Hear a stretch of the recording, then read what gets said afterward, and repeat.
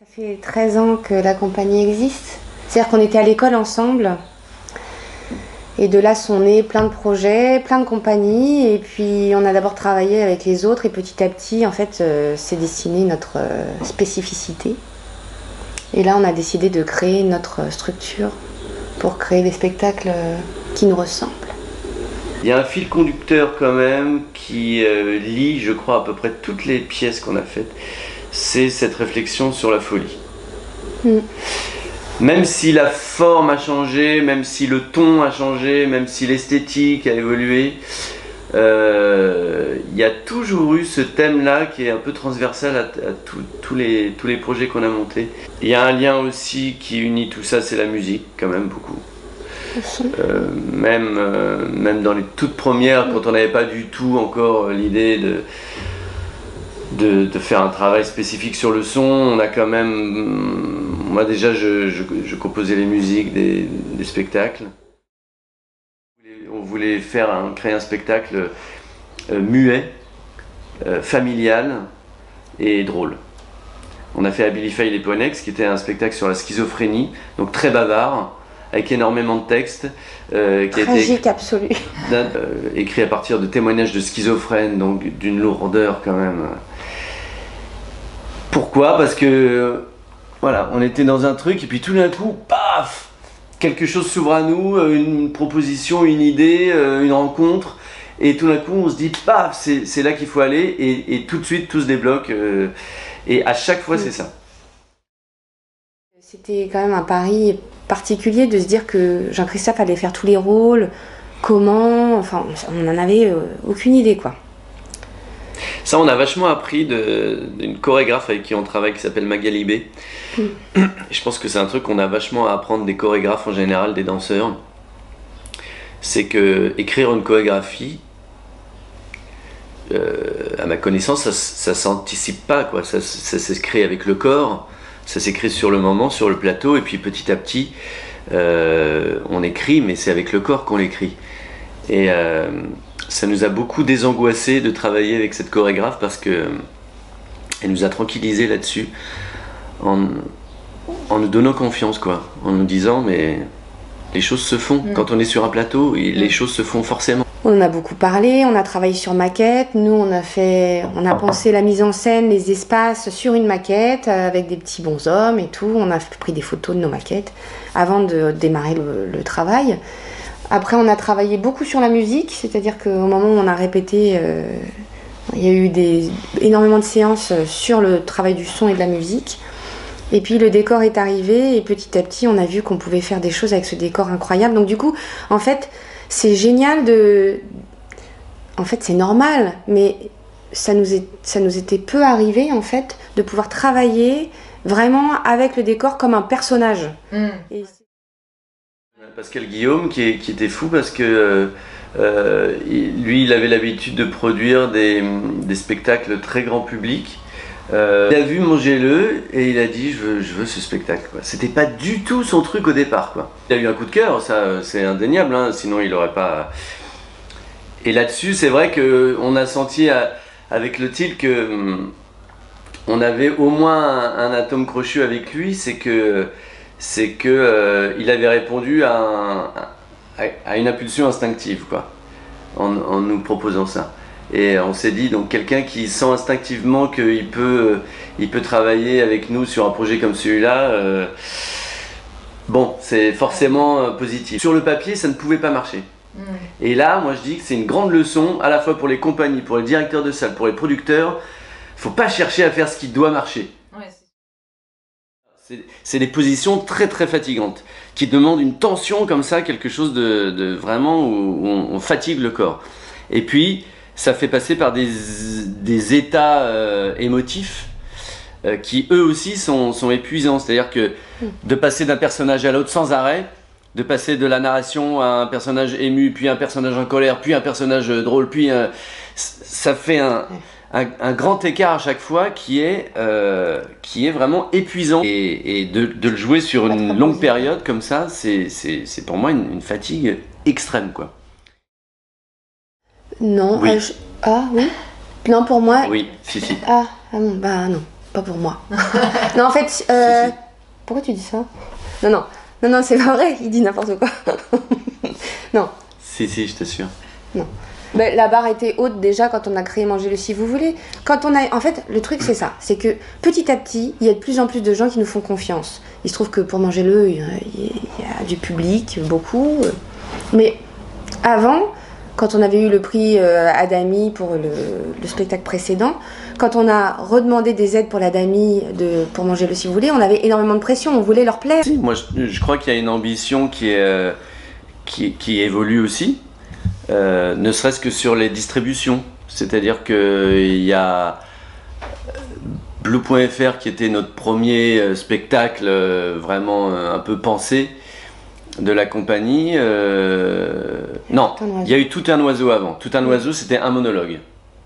Un comédien seul. Blue.fr, on était 3. Abilify, on était 4. Mangez-le, on est 4 sur scène, mais 2 régisseurs, donc on est 6. Et ça évolue. Et après Mangez-le, je pense que moi j'ai quand même très envie de faire un spectacle où il y aura un peu de monde sur scène. Et ça, c'est une ambition qui a évolué parce que on sait qu'aujourd'hui on a peut-être les moyens de faire un spectacle avec 6, 7 personnes sur scène, ce qui n'était pas viable il y a quelques années, quoi. Il n'y a pas un avant et un après Mangez-le. C'est pas du tout clair pour nous. Il y a une évolution de spectacle en spectacle. Ça se fait pas de manière... Il y a une cohérence. C'est-à-dire que ça fait longtemps qu'on travaille, quoi. Nous, on reste sur notre cohérence de compagnie. On a envie de continuer à faire vivre cette compagnie, d'avoir cette liberté de compagnie. C'est tout l'inverse de Mangez-le, c'est léger, c'est optimiste. On part avec une petite valise et une voiture et on sillonne la France et on va chez les gens. Voilà, on débarque à 3h l'après-midi et le soir on joue. Et c'est vraiment assez sympa parce que du coup, en fait, ça crée des vrais liens entre le public et c'est des gens qu'on revoit après quand on joue dans la région. Enfin, c'est quand même hyper sympa, je trouve. C'est vraiment... Théâtralement, moi, c'est Joël Pomera. J'aime Joël Pomera. Cœur pour la caissière du théâtre des Ateliers Berthier qui nous a fait rentrer à la pièce de Joël Pomera alors qu'on n'avait pas de place. Et je peux dire un autre coup de cœur que je viens de réaliser, c'est le yoga. Je viens de commencer le yoga. Et alors là, c'est anti-sédimentation génialement. C'est non, contre la connerie humaine, quoi, au sens large du terme. Et contre ces gens qui prennent comme prétexte la religion. Ça, je trouve ça d'une lâcheté pitoyable. On a fait un dossier de subvention pour la DRAC et notre dossier n'a pas été accepté. On a été laminé. Ça nous a scié les pattes. Pendant 2 jours, on a eu un gros coup de blues. Après, on renaît toujours de nos cendres. Ouais. Je suis très très droite, donc en tout cas, si je fais des coups bas, c'est sans m'en rendre compte. C'était Germinal que j'ai vu à Avignon il y a 2 ans et j'ai acheté des places à toute ma famille pour Noël. C'était un spectacle très très drôle dans le subventionné, ce qui est relativement rare. Alabama Monroe, film que j'ai adoré. Et j'ai adoré La vie d'Adèle aussi. Moi j'ai un coup de foudre aussi pour France Culture. Je trouve que c'est un endroit extraordinaire pour travailler. C'est le seul endroit à ma connaissance où le privé et le public se rencontrent, ainsi que les gens connus et les inconnus, où on ne nous demande pas notre pédigré en rentrant et où on se met autour d'une table tous et on travaille ensemble. Et c'est un espace de liberté, de création assez génial. Où justement privé et public travaillent ensemble et puis Mangez-le, c'est typiquement ça. C'est le privé et le public qui ont travaillé ensemble pour le coup. Il s'appelle Mehdi Bourayou. Ah ouais. Et qui joue dans le... Dans Mangez-le, il joue le pianiste. Voilà, et c'est un vrai génie. C'est surtout un génie parce que c'est...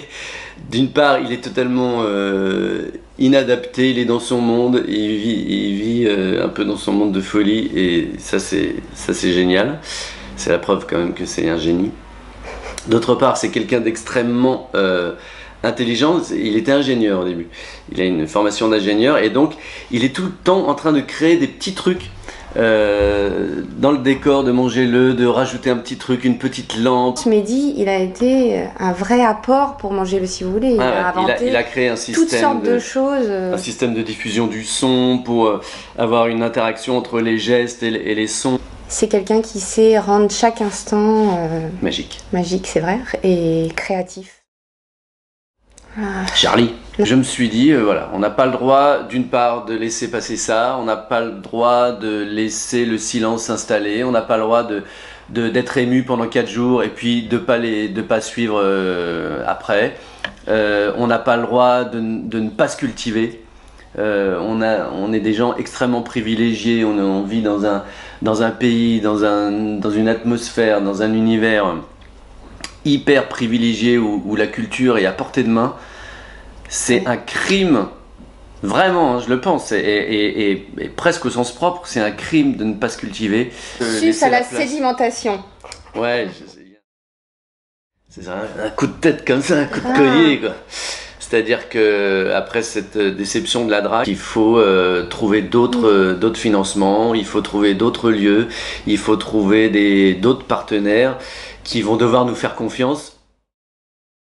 Jean-Christophe a une grande qualité, c'est qu'il mène toujours à bien les choses qu'il entreprend, mais j'ai l'impression que c'est toujours des coups d'essai qui aboutissent. Le coup d'essai, c'est le prochain spectacle, quoi.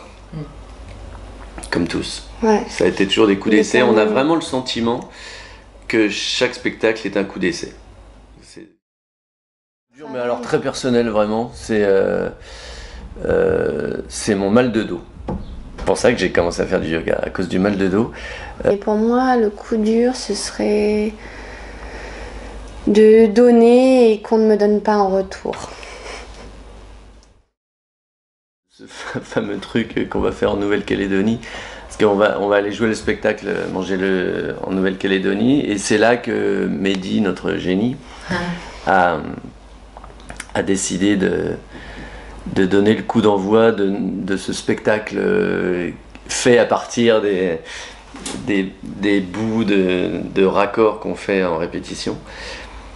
Et donc on va aller le jouer probablement dans un endroit un peu perdu dans la brousse en Nouvelle-Calédonie. Et il y a le prochain spectacle qui verra le jour de manière quasi certaine au printemps 2016. Ouais. C'est quand même le prix Adami, hein, ouais, mais ça... qui nous est tombé dessus. Et donc on s'est retrouvés nominés aux Molières par 2 fois. Gros coup de théâtre aussi, quand même. Ah, coup de théâtre, bah oui. Piano panier, piano panier, piano panier, piano panier, piano panier, piano panier, piano panier, piano panier, piano panier, piano panier, piano panier, piano panier, piano panier. Bravo. Piano panier, piano panier, piano panier, piano panier, piano panier, piano panier, panier.